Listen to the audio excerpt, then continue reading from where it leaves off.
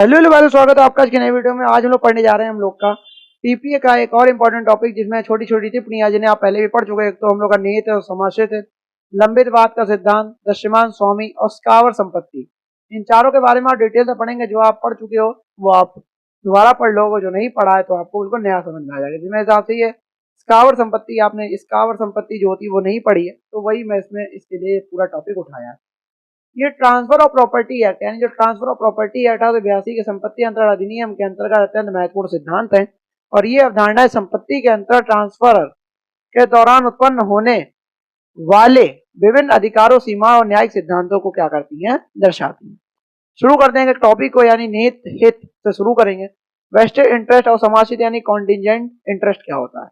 निहित यानी vested interest होता है सेक्शन 19 ऑफ टीपीए। टीपीए का सेक्शन 19 के अंतर्गत निहित हित आता है की परिभाषा देखें कि जब किसी व्यक्ति को ऐसी संपत्ति दी जाती है, कि जब किसी व्यक्ति को क्या करा जाता है, ऐसी संपत्ति दी जाती है जिसमें उसका अधिकार तुरंत उत्पन्न हो जाता है। जिसमें उसका अधिकार क्या होता है, वो तुरंत उत्पन्न हो जाता है। भले ही उसका जो भोग है यानी इंजॉयमेंट है वो भविष्य में हो, तो उसे निहित हित कहते हैं। यानी कि जब किसी व्यक्ति को ऐसी संपत्ति दी जाती है जिसमें उसका अधिकार तो तुरंत उत्पन्न हो जाता है, मतलब अधिकार तो तुरंत उत्पन्न हो गया है, भले ही उसका भोग या वो भविष्य में ले जाके, लेकिन अधिकार वो तुरंत उत्पन्न हो जाता है। ठीक है, तो उसे क्या कहते हैं, निहित हित कहते हैं। Interest is said to be vested when it gives unconditionally and it is not dependent on any uncertain event. ठीक है, उदाहरण के रूप में देखें अगर, तो बोलेंगे कि मान लीजिए ए लिखता है मैं अपनी मृत्यु के बाद अपनी संपत्ति बी को दूंगा। यहाँ बी को निहित हित है, बी को क्या है, निहित हित है, क्योंकि ए की मृत्यु तो निश्चित है। ऐसा तो नहीं है ए अमर होके आया है, अमृत कलश है ए की नाभि में, ऐसा कुछ नहीं है कि बी को ए की नाभि में बाण मारना पड़ेगा। खैर, तो ए लिखता है कि मैं अपनी मृत्यु के बाद अपनी संपत्ति बी को दूंगा, तो यहाँ पे बी को क्या है, निहित हित मिल गया है। तो सेक्शन 19 के अंतर्गत यह है टीपीए की निहित हित उसके बी के पास है। ठीक है, क्योंकि ए क्या है, अमर नहीं है। विशेषताएं इसकी देखते हैं तो अधिकार तुरंत उत्पन्न हो जाता है। प्राप्तकर्ता की मृत्यु हो जाने पर उसका हित उसकी संपत्ति के रूप में उसके उत्तराधिकारियों को स्थानांतरित हो जाता है। निहित हित में सबसे बड़ी बात यह होती है कि जैसे कि एक ने यह बोला कि मेरी मृत्यु के बाद बी को दूंगा, और जैसे ही उसे ये मिला तो बी की मृत्यु हो गई। ऐसे ए से पहले बी की मृत्यु हो गई, पता लगा बी की नाभि में अमृत कलश था, तो ए ने बाण मार दिया बी के। ठीक है, तो अगर बी के बाण मार दिया, तो ऐसा नहीं होगा कि जो संपत्ति हो वापस ए के पास चली जाएगा, जन्मे व्यक्ति का नहीं। ये जो बी की जो संपत्ति है वो उसके उत्तराधिकारों के पास चली जाएगी। ठीक है, जो उसके उत्तराधिकार है उनके पास स्थानांतरित हो जाती है। यह किसी अनिश्चित घटना पर निर्भर नहीं करता, और यह किसी अनिश्चित घटना पर या कोई घटना आगे घटे तभी अनिश्चित घटना पर बिल्कुल निर्भर नहीं करता। केस लॉ इसका देख लेते हैं। तो कंचन बाई वर्सेस मोतीराम वाला मैटर है, कोर्ट ने स्पष्ट किया था कि जब कोई अधिकार बिना शर्त प्रदान किया जाता है, कि जब कोर्ट ने स्पष्ट किया कि जब कोई अधिकार है बिना शर्त के प्रदान किया जाता है तो वह क्या होता है, निहित होता है। मतलब कोई शर्त नहीं होता, भले ही उसका उपयोग बाद में हो, लेकिन बिना शर्त या कोई भी अधिकार या मतलब शर्त प्रदान, मतलब बिना अधिकार कोई अधिकार बिना शर्त के प्रदान किया जाता है तो वह निहित अधिकार होता है या वह निहित होता है, भले ही उसका उपयोग बाद में हो। ठीक है, एंजॉयमेंट वो बाद में ले, लेकिन पहले उसके अंदर वो आ जाती है। समाश्रित हित यानी कंटीजेंट इंटरेस्ट देखते हैं कि सेक्शन 21 के अंतर्गत ये आता है आप लोगों का टीपीए में। इसकी परिभाषा करी कि जब किसी संपत्ति में अधिकार किसी अनिश्चित घटना पर के घटित होने पर निर्भर करता है, कि जब किसी संपत्ति में यानी कि किसी प्रॉपर्टी में जो अधिकार होता है वो किसी अनिश्चित घटना को या निश्चित घटना के घटित होने पर निर्भर करता है, तब उसे समाश्रित हित कहा जाता है। कॉन्टिजेंट अनिश्चित घटना घटेगी तभी तो इसे कॉन्टिजेंट इंटरेस्ट यानी कि समाश्रित हित कहा जाता है। Interest is said to be contingent when it depends on the hope happening और स्पेसिफाइड अनसर्टेन इवेंट। कोई एक अनसर्टेन इवेंट अगर जब तक नहीं घटित होगा तब तक वो संपत्ति नहीं मिलेगी। जैसे उदाहरण देख लो, जैसे ए लिखता है मैं अपनी संपत्ति बी को दूंगा यदि वह 25 वर्ष का हो जाए। यहाँ बी का हित समाश्रित है क्योंकि 25 वर्ष का होना एक अनिश्चित घटना है, हो भी सकता है और नहीं भी हो सकता है। मतलब एक अनिश्चित घटना है, 25 वर्ष का हो भी सकता है या उससे पहले भी मर सकता है, तो भाई 25 वर्ष का नहीं हुआ तो उसे क्या संपत्ति मिलेगी। इसमें घटना मतलब इसमें शर्त रख दी गई, बिना शर्त के अगर संपत्ति का अधिकार दिया जा रहा है तो निहित हित है, और शर्त रख के दिया जा रहा है तो उसे कॉन्टिजेंट हित या समाश्रित हित कहते हैं। समझ में आ गया। इसकी विशेषताएं देख लो तो हित तब तक उत्पन्न नहीं होता जब तक शर्त पूरी ना हो। हित क्या होता है इसमें, तब तक उत्पन्न नहीं होता जब तक शर्त वो पूरी ना हो। यदि शर्त पूरी नहीं होती तो हित नष्ट हो जाता है, और यदि शर्त पूरी नहीं होती तो हित क्या होता है, वो नष्ट हो जाता है। हित के अस्तित्व में आने से पहले ही प्राप्तकर्ता की मृत्यु हो जाए, हित के अस्तित्व में मतलब अस्तित्व में आने से पहले क्या हो, प्राप्तकर्ता की मृत्यु हो जाए, तो हित क्या होता है, समाप्त हो जाता है। तो हित क्या होता है, समाप्त हो जाता है। केस लॉ देख लो भाई, तो केस लॉ कह रहा है कि लीक वजह रॉबिन्सन वाला देंगे, तो लीक वजह रॉबिन्सन वाला देंगे तो यह फैसला बताता है कि समाशित हित में लाभ तभी मिलेगा जब शर्त पूर्ण हो। 1817 में मैटर घटा होगा लीक वजह रॉबिन्सन, और यह फैसला यह बताता है कि समाशित हित में जो लाभ होगा वो तभी मिलेगा जब शर्त क्या हो, पूर्ण हो। लंबित बात देख लेते हैं भाई, डॉक्ट्रिन ऑफ लिस्पेंडेंस, ये आपने पढ़ा है शायद, पढ़ा है हम लोगों ने, नहीं पढ़ा है तो पढ़ लेते हैं। लंबित बात का सिद्धांत डॉक्ट्रिन ऑफ लिस्पेंडेंस पढ़ लेते हैं कि अर्थ इसमें देखते हैं सेक्शन 52 के अंतर्गत आता है आगे टीपीए की, जब कोई संपत्ति न्यायालय में विवाद का विषय हो, कि जब भी कोई संपत्ति हो वह न्यायालय में वाद का विषय हो और मुकदमा विचाराधीन हो, मुकदमा क्या हो, विचाराधीन हो, तब उस संपत्ति का कोई अंतर ट्रांसफर ना तो उस बात को प्रभावित करता है और ना ही मान्य माना जाएगा। मतलब कि जब कोई संपत्ति है वो न्यायालय में क्या हो, विवाद का विषय बनी हो और मुकदमा विचाराधीन चल रहा हो, मतलब विचार उस पर अब भी चल रहा है, तो संपत्ति का कोई भी एंटर ट्रांसफर ना तो उस वाद को प्रभावित करता है, ना तो कोई भी ट्रांसफर हुआ उस वाद को ना तो प्रभावित करेगा और ना ही मान्य माना जाएगा, और कोई भी ट्रांसफर उसका मान्य माना ही जाएगा क्योंकि वो अभी विचाराधीन में। ठीक है। During the pendency of any suit in an competent court relating to a right in immovable property, no party to the suit can transfer or otherwise deal with the property to defeat the rights of the other party। जाहिर सी बात है। खैर, इसका उद्देश्य क्या था, न्यायालय के समक्ष लंबित वाद के निरर्थक बनने से रोकना। न्यायालय के समक्ष जो लंबित वाद को एक होता है उसको निरर्थक बनने से रोकना, कोई बात लंबा चल गया हो। ठीक है। न्यायिक प्रक्रिया की निष्पक्षता बनाए रखना, जो न्यायिक प्रक्रिया की निष्पक्षता क्या बनाए रखना, बनाए रखना। शर्तें देखते हैं, संपत्ति से संबंधित कोई मुकदमा लंबित हो जाए, मतलब लंबा हो जाए थोड़ा सा, मुकदमा एक सक्षम न्यायालय में हो, सक्षम न्यायालय में हाईकोर्ट पढ़ा है, विवाद संपत्ति के किसी अधिकार संबंधित हो और विवाद संपत्ति के किसी अधिकार संबंधित हो, और ट्रांसफर वाद लंबित रहने के दौरान हुआ, और ट्रांसफर क्या हो, वाद का लंबित यानी कि जो विचाराधीन के दौरान ही हुआ हो, तो वो सब क्या होगा, अमान्य ही माना जाता है सेक्शन 52 के अंतर्गत। यानी कि उदाहरण में देख लो, यदि ए और बी के बीच भूमि का अधिकार को लेकर मुकदमा चल रहा है और उसी दौरान ए वह भूमि सी को बेच देता है, तो सी सेक्शन 52 के अंतर्गत निष्प्रभावी होगा। यही मैं आपको बता रहा था।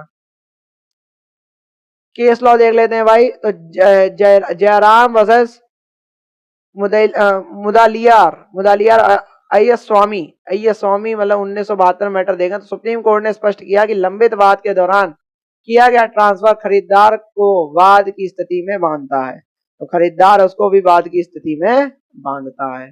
ठीक है भाई। दृश्यमान स्वामी देखते हैं, डॉक्ट्रिन ऑफ होल्डिंग आउट और ostensible owner section 41 of TPA कहता है, ये आप पढ़ चुके हो, बहुत डीपली पढ़ चुके हो, कोई बात नहीं, फिर से पढ़ लो परिभाषा। जब कोई व्यक्ति ऐसा प्रतीत होता है कि वह संपत्ति का मालिक है, हालांकि वह असली मालिक नहीं है, रिप्रेजेंटेटिव है खाली, और असली मालिक ने उसे ऐसा दिखाने की अनुमति दी है, तो वह एक दृश्यमान स्वामी या ऑस्टेंसिबल ओनर कहलाता है। When a person is the ostensible owner of property with the consent of the real owner and transfers it for consideration, the transfer shall be not voidable। और अगर जो है सीधी सी बात है कि दशमान स्वामी या कोई भी मतलब अगर अनुमति से है रियल ओनर की और वो अगर कोई भी ट्रांसफर करता है विद कंसिडरेशन के साथ, तो वो ट्रांसफर क्या होगा, वो वॉइडेबल नहीं होगा, यानी कि अमान्य नहीं होगा। इसके आवश्यक तत्व क्या होते हैं, व्यक्ति संपत्ति का सबसे पहले तो ऑस्टेंसिबल ओनर होना चाहिए। ठीक है। असली मालिक की स्पष्ट या निहित सहमति तो होनी चाहिए। ट्रांसफर मुआवजे के बदले हुआ हो, ट्रांसफर जो हुआ वो मुआवजे के बदले हुआ हो, और खरीदार अच्छे विश्वास यानी गुड फेथ में हो, तो ठीक है। उद्देश्य क्या रहना चाहिए कि ईमानदार और निष्पक्ष खरीदारों की रक्षा करना है इसका, और सार्वजनिक लेन देन में विश्वास बनाए रखना इसका मुख्य उद्देश्य है सेक्शन 41 का। और उदाहरण में देखें तो कह रहा है कि ए ने अपने बेटे बी को मकान का पूरा अधिकार देता है। ए अपने बेटे बी को क्या करता है, मकान का पूरा अधिकार देता है, खुद पीछे रह जाता है, और खुद क्या होता है, पीछे रह जाता है।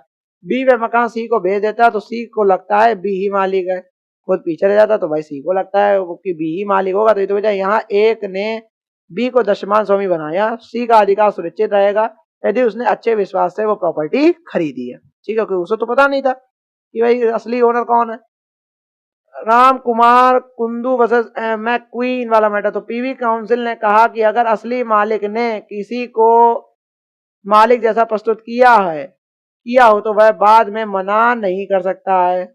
और गुरुस्वामी नदार वर्सेस पी लक्ष्मी अम्माल, यानी कि जो गुरुस्वामी नदार पी लक्ष्मी अम्माल थी, तो सुप्रीम कोर्ट ने कहा कि सेक्शन 41 का उद्देश्य निर्दोष खरीदार की क्या करना है, रक्षा करना है, इसीलिए वो अमान्य नहीं हो सकता खरीद। स्कावर संपत्ति यानी स्पेस सक्सेसनिस क्या होते हैं, यानी सेक्शन 6A क्या कह रहा है टीपीए के अंदर, तो परिभाषा देते हैं स्पेस सक्सेसनिस क्या है का अर्थ होता है उत्तराधिकार की आशा या संभावना, उत्तराधिकार की आशा या संभावना। इसका सीधा मतलब है कि ऐसी संपत्ति जो व्यक्ति को अभी प्राप्त नहीं हुई है लेकिन भविष्य में संभवतः क्या हो सकती है, मिल सकती है। The chance of an heir apparent succeeding to her estate, the chance of a relation obtaining a legacy or any other mere possibility of a like nature cannot be transferred। ठीक है, इसके महत्वपूर्ण बिंदु देख लेते हैं। यह एक अनिश्चित संभावित अधिकार है, कानूनन इसे स्थानांतरित नहीं किया जा सकता और यह केवल आशा या संभावना है, ना कि वास्तविक अधिकार। यह ऐसा माना जाता है, मतलब आशा है बिल्कुल। उदाहरण के रूप में देखें तो ए का बेटा बी यह सोचता है कि ए की मृत्यु के बाद संपत्ति मिलेगी, इसलिए वह उसे सी को भेज देता है। यह स्थानांतरण अवैध होगा क्योंकि बी को अभी कोई अधिकार नहीं है, सिर्फ ऐसी संभावना है। ठीक है, संभावना पे कोई भी ट्रांसफर लीगल नहीं होता या वैलिड नहीं होता है। गोपी वैसे चांदेर देखे तो अदालत ने कहा कि उत्तराधिकार की केवल संभावना स्थानांतरित नहीं की जा सकती।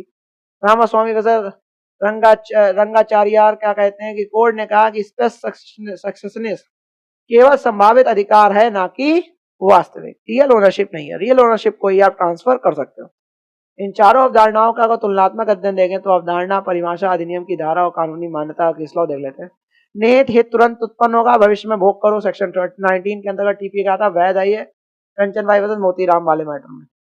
समाशित हित शर्त पूरी होने पर ही उत्पन्न होता है, सेक्शन 21 में आता है। वैध है लेकिन शर्त पर निर्भर होता है, लिखे होता है रॉबिन्सन वाला मैटर। लंबित बात का सिद्धांत देखते हैं तो मुकदमे के दौरान ट्रांसफर निष्प्रभावी रहता है, सेक्शन 52 के अंतर्गत मान्य सिद्धांत है। जयराम मुदलियार और अय्यर स्वामी और दशमान स्वामी देखते हैं तो प्रतीत होता है स्वामी, लेकिन रियल ओनर नहीं होता है। सेक्शन 41 के अंतर्गत आता है, ट्रांसफर वैध है। अगर गुड उससे करा गया, गुड मतलब होता नहीं है गुड फेथ में करा गया तो ये वैध है। स्कावर संपत्ति उत्तराधिकार की संभावना सेक्शन 6A के अंतर्गत आती है, ट्रांसफर अवैध है। और गोपी वैध चांदेर वाले मैटर देखो, और इसके अंतर्गत निष्कर्ष ये कहता है, कंक्लूजन आखिरी में, कि उपरोक्त चार अवधारणाएं संपत्ति के अंतरण के विभिन्न जटिल पहलुओं को स्पष्ट करती हैं।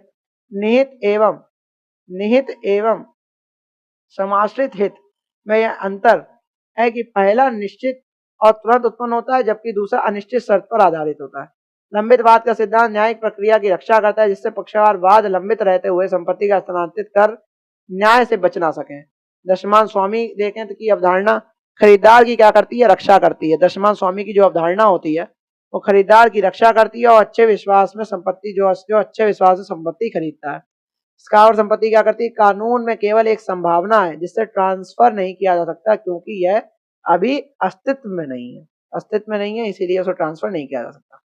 इन सिद्धांतों की समझ केवल ट्रांसफर एक्ट या टीपीए एक्ट की धाराओं की व्याख्या नहीं करती बल्कि यह न्यायिक दृष्टिकोण, उदाहरणों और सिद्धांतों के संयोजन से कानूनी समझ को गहरा और व्यवहारिक बनाती है।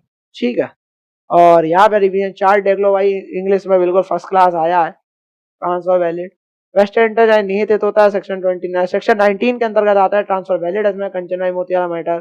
कॉन्टिजेंट इंटरेस्ट समाशित हित सेक्शन 21 कंडीशनल के आधार पर आता है, legal Robinson. Doctrine of pendens वाला मैटर देखें तो लंबित वाद का सिद्धांत देता है, सेक्शन 52 के अंदर अफेक्ट ट्रांसफरी को करता है। जयराम मुदलार ये स्वामी वाला मैटर, इसमें देखो तो ऑस्टेंसिबल होना दसमान स्वामी होता है, सेक्शन 41 होता है। बायर इज गुड फेथ तो ये ट्रांसफर वैलिड है। ठीक है, देखो रमकुमार versus Kundu versus McQueen, space सक्सेसनिस स्थावर संपत्ति देखते हैं, सेक्शन 6A के अंतर्गत आता है, इसमें ट्रांसफर वैलिड नहीं है क्योंकि कोई भी जो एक संभावना को आप ट्रांसफर नहीं कर सकते हो। और यहाँ पे ये चारों टॉपिक्स आपके समाप्त हो गए। और अगर मेरे हिसाब से आपको समझ में आ गया, अगर नहीं समझ में आया तो आपको पता है आपको क्या करना है, 1.5x की स्पीड ला के 1-2 बार वीडियोस को देखना है, जिससे आपको बहुत अच्छे से समझ में आ जाएंगे। और ऐसे ही वीडियोस आपके लिए आते रहेंगे, तब तक के लिए जय हिंद, जय भारत।